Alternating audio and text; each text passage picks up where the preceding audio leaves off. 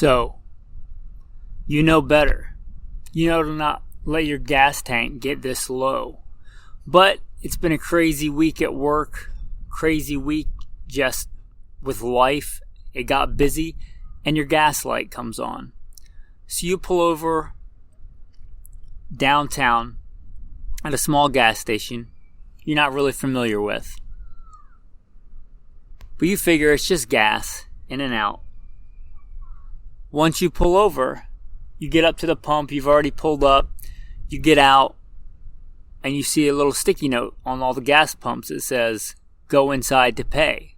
Apparently their card system outside is down. You say, okay, in your head, and you start walking towards the door. Closing that 50 yards or so between there and the store, when you're out in the open, exposed, no cover, you see two men step out from the shadows beside the building. One of them is holding a large wrench. You see him tapping that in his other hand in a rude, angry, and threatening manner. Then, you decide to reach for your gun. Your concealed carry handgun that you carry on you all the time, because you're a well-prepared, gun-fighting alpha male. You reach for that gun. As soon as you put your hand on it, you see the other man that's with him. He reaches, and on his waistband you see what appears to be a black silhouette of a semi-automatic handgun. He grabs it. Now you know what the situation calls for. You draw out, you get a good sight picture, and you make the decision to drop that hammer. Now once you drop that hammer, what does the work? What's going to do the damage on target is that bullet. That bullet that you selected. How are you selecting that bullet? Let's talk about that today. Welcome to Gunfighter Life. What is going on, gunfighters? Welcome back to Gunfighter Life, the podcast where we talk about gunfighting the right way, with God at the center, Judeo-Christian values, and with real-world first-hand experience, which is, I hope, what a lot of you appreciate, those 2 points about this podcast. For there are many podcasts that talk about guns and gunfighting and all the cool new gear and kit, but I started this podcast in a jungle of those other podcasts because I didn't see a lot of them talking about it, number one, with God at the center, as everything should be, and number two, with real-world first-hand experience.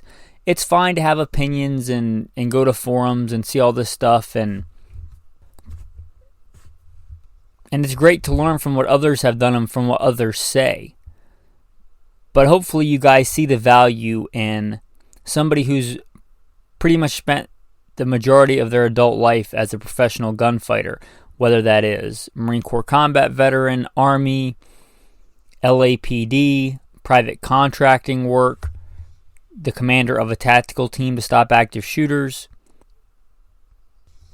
many competition wins in many different disciplines, and I hope you see the value of that, and I hope you appreciate that. I hope that you'll consider showing that value by going to goodshepherdtraining.com and becoming a patron. Patrons do get cool insider stuff that nobody else gets. Recently did a really fun episode on guns for the zombie apocalypse. That's only available to patrons. Also recently did another episode of specialty shotgun rounds. If you know, we've been doing a shotgun nerd out. And we did one just for patrons on specialty rounds, how to make your own slugs, breaching rounds, things like that. If you want those, become a patron for the fraction of the cost of a box of ammo. I think the value is there, and I hope that you see that. Also, things like my trapping kit is laid out for when I was a professional trapper. Anyway, enough about that. I'm going to plug in the bio before I get into today's topic. If you've heard the bio before, you don't want to listen to it, feel free to skip it. Skip around 3.5 minutes. I'm trying to trim it down a little bit. Skip around 3.5 minutes, and that should get you into the body of today's episode. First and foremost, I am a servant of God, preacher, a fisher of men. God is number one in my life, and everything that I do in this podcast is no different, and I don't apologize for that. A little bit about me in the background. I grew up, I guess what you would consider a heathen. Didn't grow up a Christian, but I grew up in the southeastern United States, what most would consider very poor. Hunting and fishing and shooting.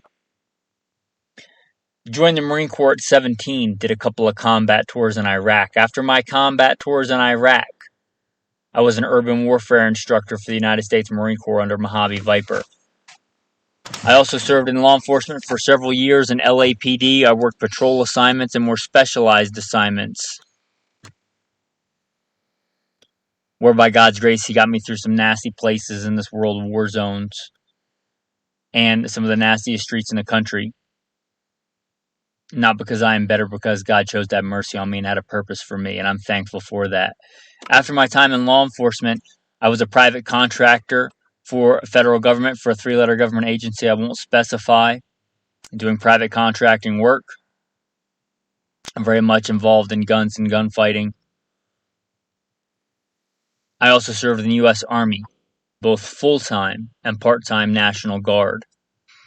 I should say my primary MOS is in both branches of the military or infantry, as of one sort or another. Specialized infantry in the Marine Corps and an MOS that no longer exists. I started competition shooting even before I joined the Marine Corps at 17. I won my first gold medal even before I joined the Marine Corps at 17. I've been blessed by God with the talents He's given me to win more shooting competitions than I can remember. I've won most of my competitions in rifle and pistol, but I've also competed in archery and shotgun and even muzzleloader, knife throwing, hatchet throwing. I've competed in all that. I've also been a professional big game hunter and guide. Like I said, I grew up hunting and fishing and shooting. I've done it to put meat on the table because I like to put food on the table with the talents God's given me. I don't apologize for that. I've done it as a professional hunter and guide. I've slain all manner of beast and guided for all manner of beast. Bear and wolf and elk and deer, mule deer, whitetail deer. I've slain ram and fallow deer and countless animals. And I don't apologize for that either. FBI certified, firearms instructor, NRA, and a bunch of other 3-letter government agency certifications. Blessed be the Lord my rock, who trains my hands for war and my fingers for battle. Psalm 144. I've been blessed to be the commander of a tactical team, an SRT, special response team, in a large metropolitan area, where our primary job was to stop active shooters. But again, first and foremost, I'm a servant of God, called by God to share the good news. Euangelion, as it were in Greek, the good news, the declaration of victory we have in Jesus Christ. That's mine, and if you're a Christian, I submit your Great Commission, as it's referred to share the good news. With that, let's get into today's topic. Now, I don't always talk about the other podcasts, but if you're not familiar with the Alpha Male podcast, we just did an episode on there. You can listen to either one of these episodes as standalone. They are not the same, but they do rhyme rather well. They would make fine poetry or music lyrics, as it were. They rhyme rather well. And the last one, if you want to listen to it on the Alpha Male podcast, it talks about looking at hunting a different way, as a God-given, beautiful resource to put meat on the table as a man, instead of the hunting culture that surrounds it and sometimes blinds us to what it really is. This episode is going to rhyme in that it's going to be looking at ammo a different way, thinking critically and looking at ammo maybe differently than you've been looking at it, perhaps a better way to look at it. And I'll use the same analogy.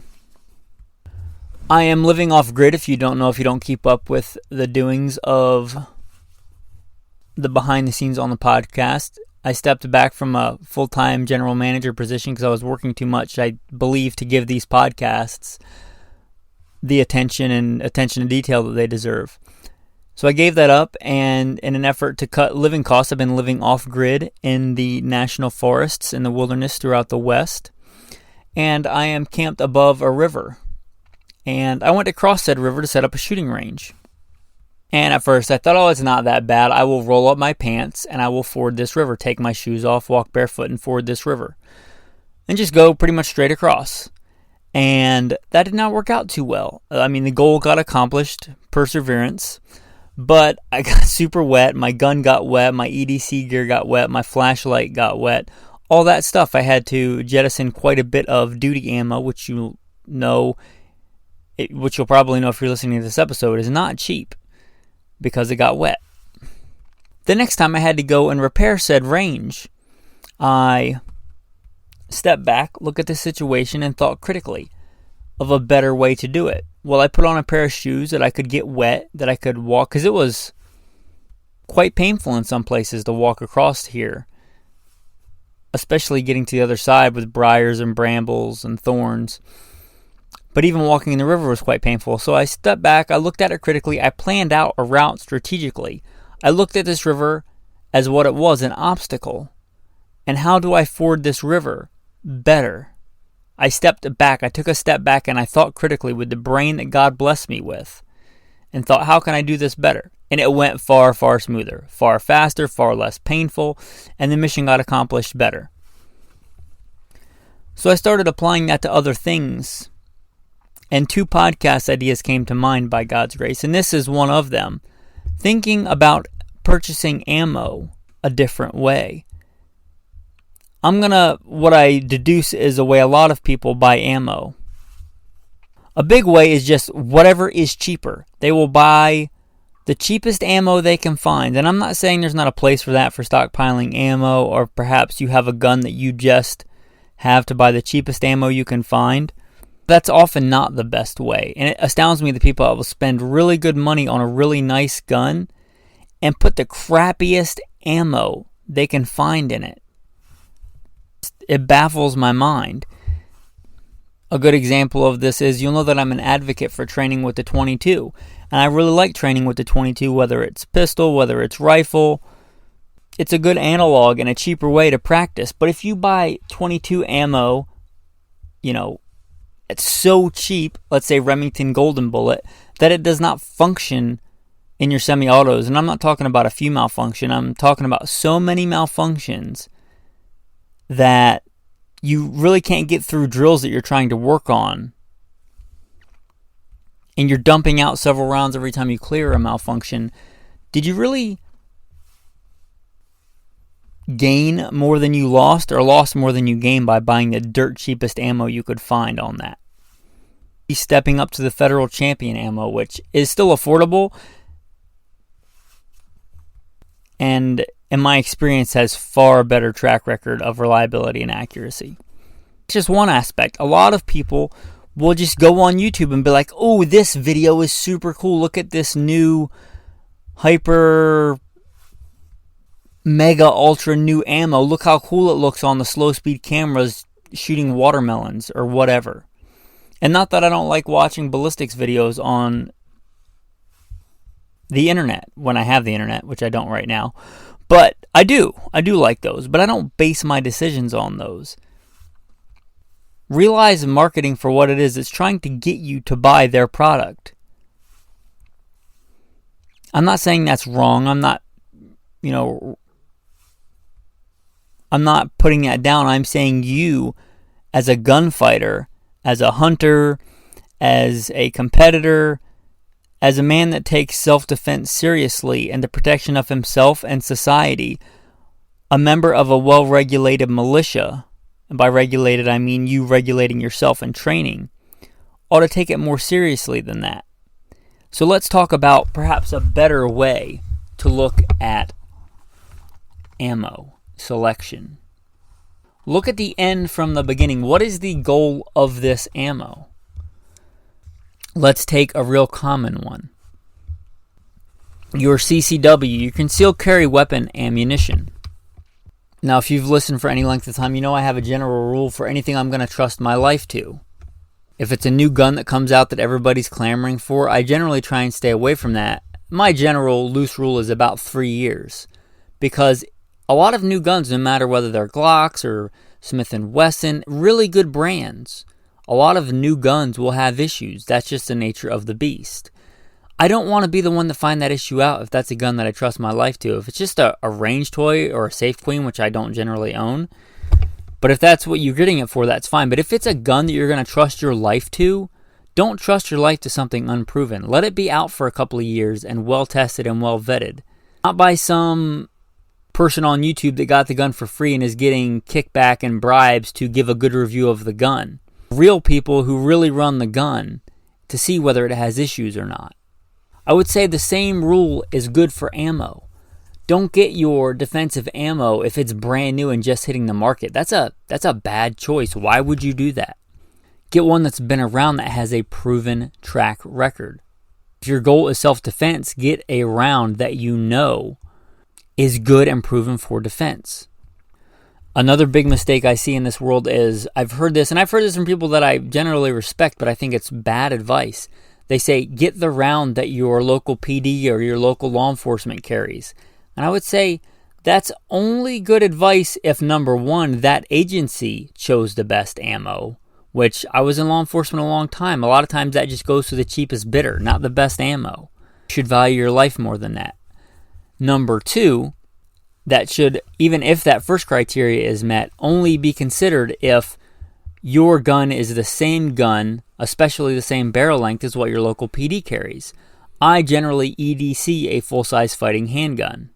There are exceptions, but that's my default, is a full-size fighting handgun.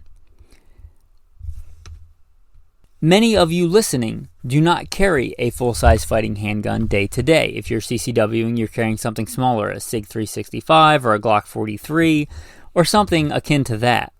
Barrel length, let me back up. Hollow point expansion is greatly dependent on velocity. Is the velocity based? Don't know, like Ballistics 101, shorter barrels give you less velocity.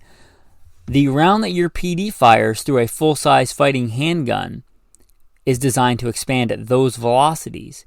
It may or may not expand out of your subcompact or compact size gun.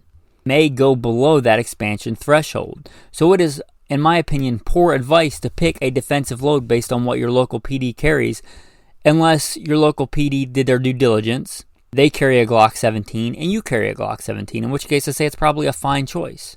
You can reap some of the benefits if you're worried about the court cases and things like that. But I'd say that's a really overplayed, because if you pick a good defensive load, there's a good chance that some law enforcement agency is going to use it or have used it in the past. Just going with what your local PD carries because they carry it, I would suggest not doing that. Again, step back, think critically, and think of a better way to do it. Look at your gun, first of all. And I'm not even talking about your make and model of gun. Your gun. This is where those videos can come in handy, or reviews or testing can come in handy. Again, we talked about in the beginning, duty ammo is not cheap. Carry ammo is not cheap. Find somebody shooting a similar sized handgun, a similar barrel length handgun, and hopefully not one. As the Bible says, as the Torah says, by the testimony of 2 or 3 witnesses a matter is established.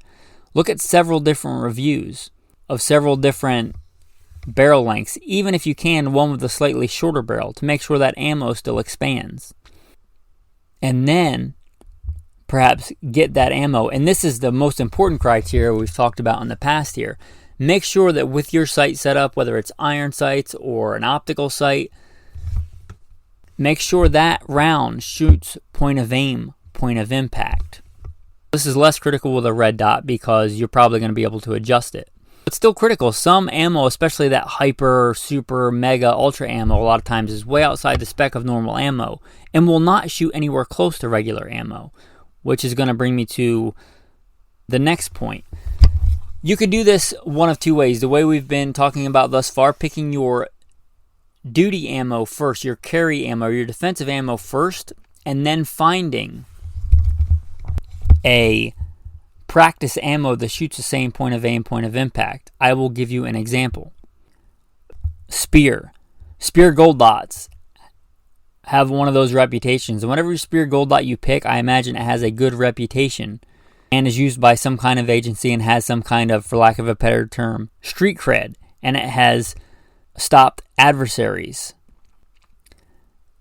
So if you get that load, there's a good chance Spear has done their due diligence and made a comparable load for practice. I will give you an example. One of my go-to loads is Spear Lawman 147. That is meant to match ballistically their Spear Gold Dot 147s.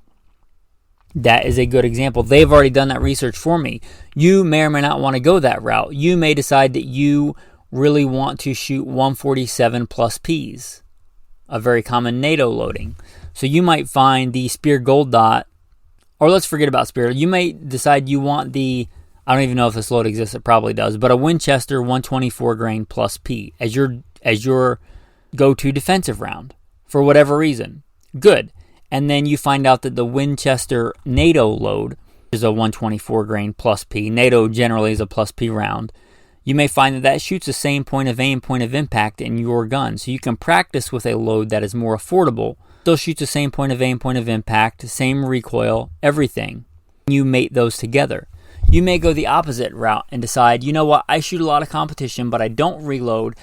I'm almost always going to shoot 115s because they're the most affordable. So I am going to buy, this is my load. I buy bulk Winchester white box 115 grain. Fine. And that's what I compete with, and that's what I go shoot IDPA matches with. That's what I'm most comfortable with. I'd say, great, fantastic choice. And you say, I want to find a load that shoots the same as that load. So I'm going to choose my practice ammo first, and I'm going to choose my defensive ammo second. I'd say, great. That's a great idea. So you look for a 115 grain load, probably not plus P, just a regular 115 grain load that performs well, that shoots the same as your practice load. And I would say either one of those approaches is far better than the first ideas we talked about, where, this new ultra mega ammo looks cool on YouTube, or, my local PD carries it. Look at ammo selection a different way. Some other criteria you might want to consider: recoil impulse. I talked about the 147s. I'm a fan of 147s in the 9mm, and for me, I tend to believe that I can track the recoil better in the 147s. Now, I don't think it recoils any less I don't think the gun returns from recoil faster with a 147. Let me be clear what I mean. I think that the 147s have what I would describe as a slow roll, like a wave. And I tend to be able to track the sights better so that I can follow that sight, whether it's a front sight or a red dot, up and down in the recoil. And as soon as it returns, I can get another shot. So my cadence of fire and accuracy, my timed accuracy, to me seems better. The 115 grains, to me, tend to be snappier, meaning they snap up and snap back. And they may even snap back faster, but then I have to reacquire that front sight, which for me takes time. And this is just a me preference thing. A lot of good shooters like 115s, a lot of good shooters like 124s, and a lot of good shooters like 147s. But what I'm saying is you should consider that and know that for yourself, which one you like better. If you're not able to track the sights yet, if you still blink every time you pull the trigger, it's kind of a moot point. Fix that first. But once you know that, that's something worthy of consideration. And even if on paper the 127 plus P plus Winchester Ranger T is a great round, that I'm sure it probably is, can you track that and keep your eyes open while shooting it? And is the recoil management worth the extra ballistic capability? Or are you better off with a round where you can shoot a fast cadence and practice with a similar ammo, even if on paper it's not as good? It's maybe better for you to shoot a standard velocity 115 grain, for example. Thus far, we've just talked about concealed carry handgun loads, but it can apply to anything. It can apply to your hunting load, a far different world, but just as important. You're talking about survival hunting, putting meat on the table when you have to. So look at it a similar way. What do you want the bullet to do? What do you want this ammunition, what task is it supposed to perform? What are its parameters? A lot of people may choose this again by what's dirt cheap. You don't go hunting unless you're talking about like prairie dogs, just mass slaughtering of prairie dogs. You generally don't go hunting with like a full metal jacket. You don't buy a full metal jacket for your 308 and go hunting with it because it's cheaper. You don't buy it because it's cheaper. Also, a lot of times what sucks people in is the accuracy, and I'm not saying accuracy is not important. I love accuracy in a rifle, especially a hunting rifle. But if you get a load that shoots, half MOA, true half MOA, but it sucks ballistically, let's say you're deer hunting and it's a varmint round, I don't care if it shoots half MOA. I don't want that round. I would rather have a round that shoots 1 MOA, literally half as accurate, but performs great ballistically. Because I know the kind of spot and stalk hunting that I like to do, 1 MOA is going to be plenty good out to a couple of 100 yards. And if it performs well ballistically, I'll take it. Now, I'd rather have the best of both, but if I had to choose. But a lot of people will choose the just literally buy a bunch of ammo and choose the one that's most accurate. And they'd be better off with a slightly less accurate, let's say, Nosler partition that's going to punch through bones and punch through shoulders and do great terminal ballistics, even if it's not as accurate. So what do you want this to do? Let's say I'm going elk hunting and maybe shooting a broadside shot, which is great. I may be shooting a quartering away shot. I may be shooting a straight on coming towards me shot. I want a round that's going to give me sufficient penetration, even if I make a shoulder shot. And let's say I'm shooting a classic caliber, I'm shooting a 270. So you're going to look for a round in the 270, probably on the heavier weight range of the 270, heavy for caliber, with a bullet construction that's probably bonded or kind of construction that's controlled expansion that's going to give you those characteristics. And then you may have 2 or 3 good choices. Let's say a Swift A-frame, a Nosler partition, trophy bonded bear claw, some of those. And then, if they all meet your parameters, then maybe choose the most accurate one out of that. Just going to the store and buying a soft point ammo that's like, oh, ammo super accurate on my gun, and it's meant for small whitetails, probably don't want that as your choice for elk hunting. And that's just one example. On the complete opposite end, you may be prairie dog hunting. You may want that varmint bullet. Again, what's your design parameters? For prairie dog hunting, I do want a lot of accuracy because I might be shooting a prairie dog head, which is an inch at 200 yards. So yeah, I need half MOA for that. And there are a ton of good varmint bullets out there, so I probably do want the most accurate one because if I'm shooting a 223, it's far more power than I need to kill a prairie dog at 200 yards. I'm shooting that powerful a cartridge for the flat trajectory and the accuracy and the affordability. So there's more than enough power there to put down a prairie dog. I get a good, affordable, and accurate varmint bullet. But again, what are your goals? Again, a full metal jacket out of a 223 is plenty to kill prairie dogs.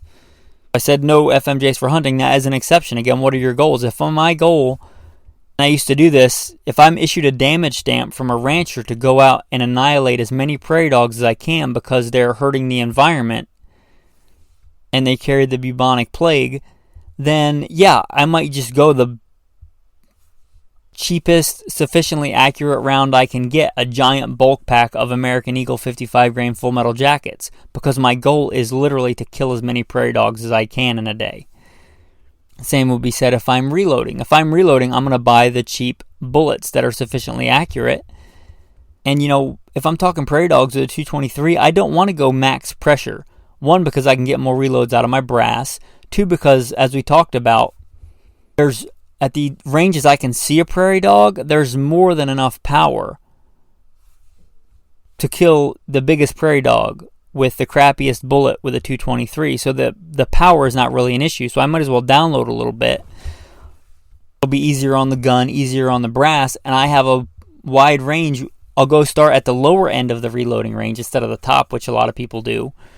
I'll find the best accuracy potential in that range, whatever the this half a grain, that half a grain. I'm not going to give reloading data on this podcast, but I'll get that load.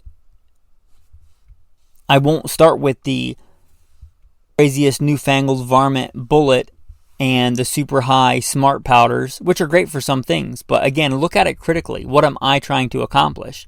I'm trying to eradicate prairie dogs. I love varmint grenade bullets.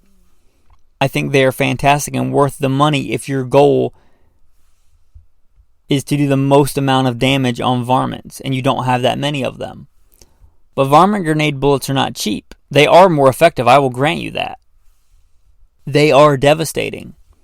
So if I'm going to step up to hunt something like marmots or rock chucks or woodchucks, depending on what part of the country you're in, with a 223 at long distance, yeah, it probably makes sense to step up to a varmint grenade. But again, if I'm trying to shoot hundreds of prairie dogs in a day, really the juice isn't worth the squeeze. So step back and look at it critically. What are you trying to accomplish?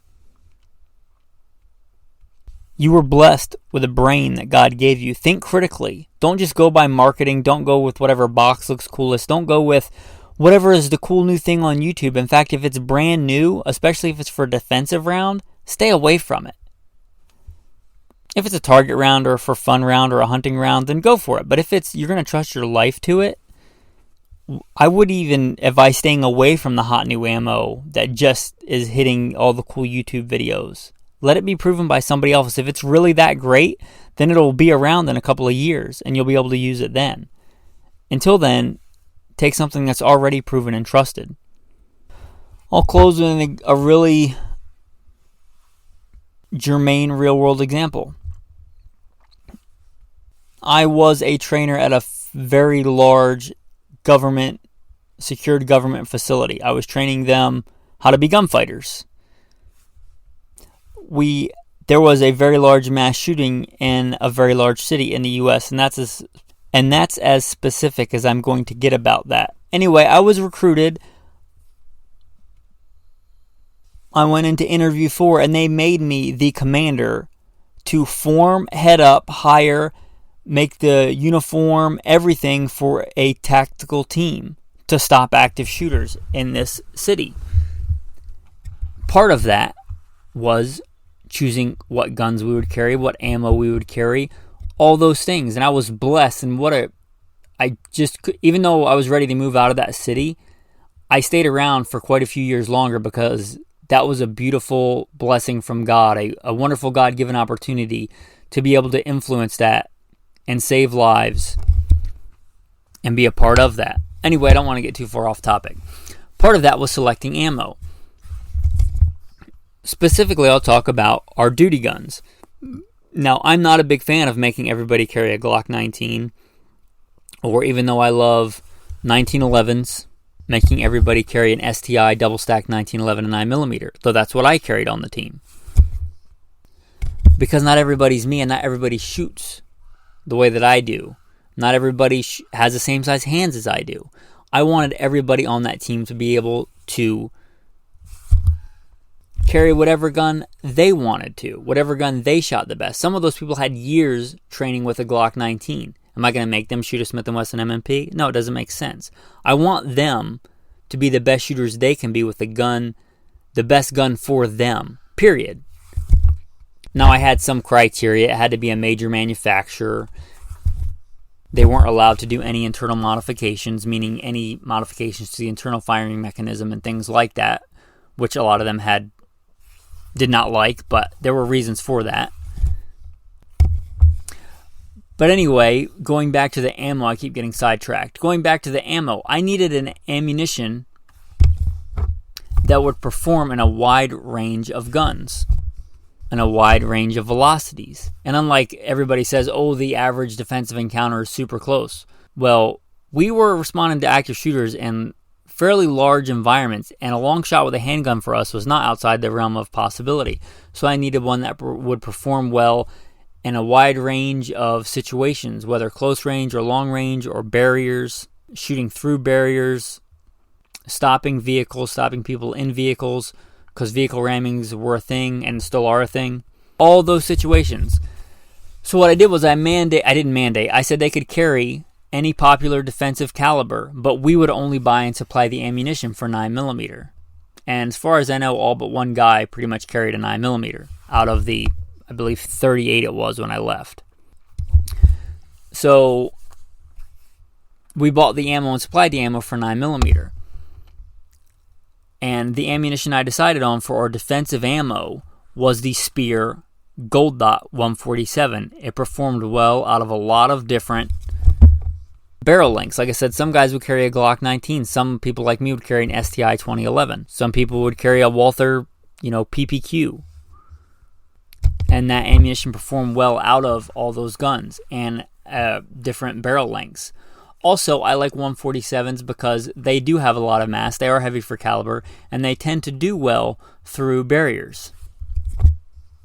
So when it came time to get ammo to practice with and qualify with, I chose the obvious choice for that, the Speer Lawman 147. It's literally designed by Speer to duplicate that round. It has the same feed profile. It has the same geometry. So if it feeds one, it should feed the other.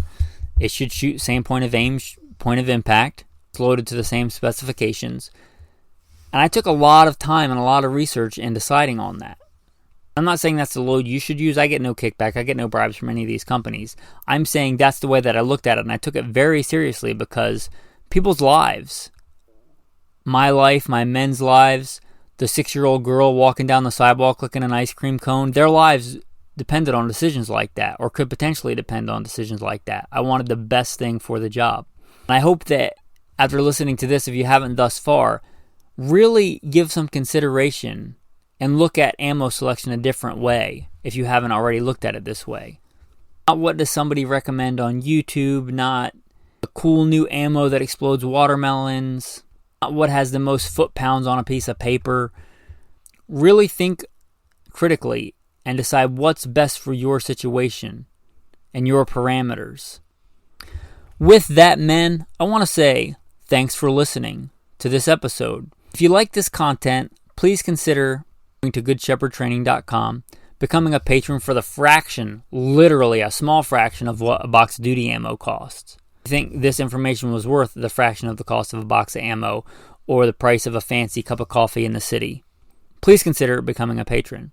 Patrons do get to ask me questions, and they quite often do, and I'm happy to answer them when I'm on grid about, I have this specific situation with this gun, and what should I do? What do you think about this or that? And I will give them my opinion on that for what they obviously think it's worth something.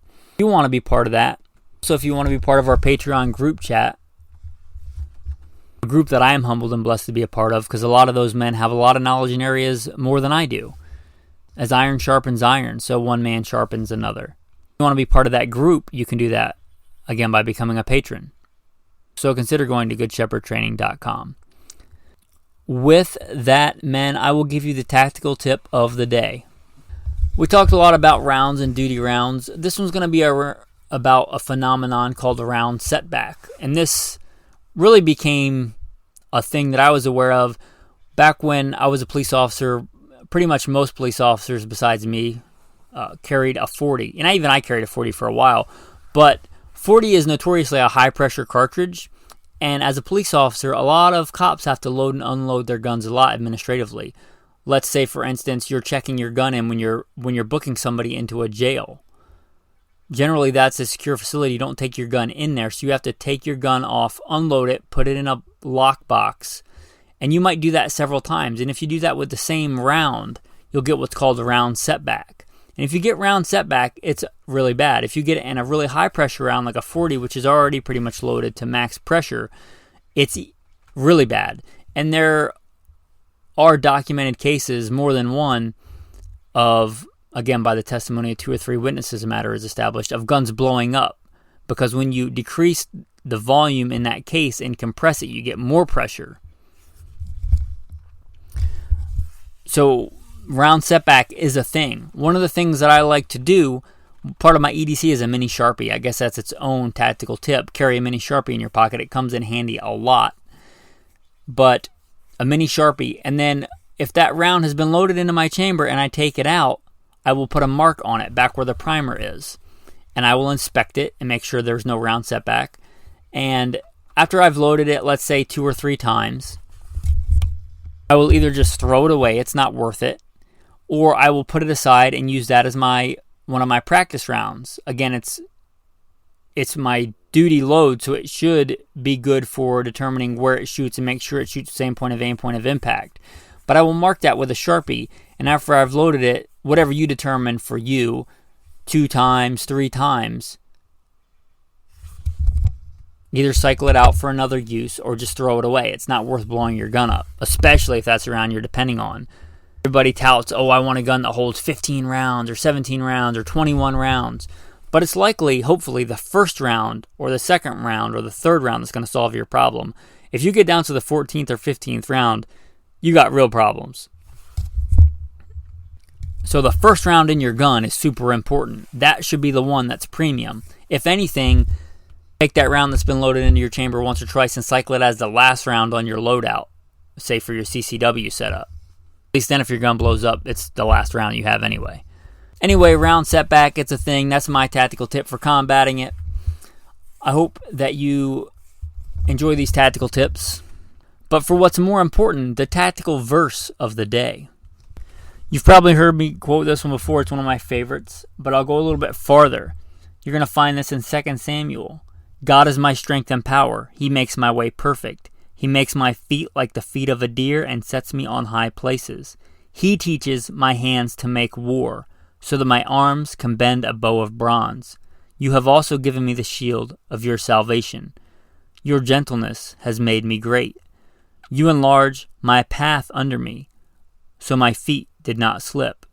I have pursued my enemies and destroyed them. Neither did I turn back again till they were destroyed.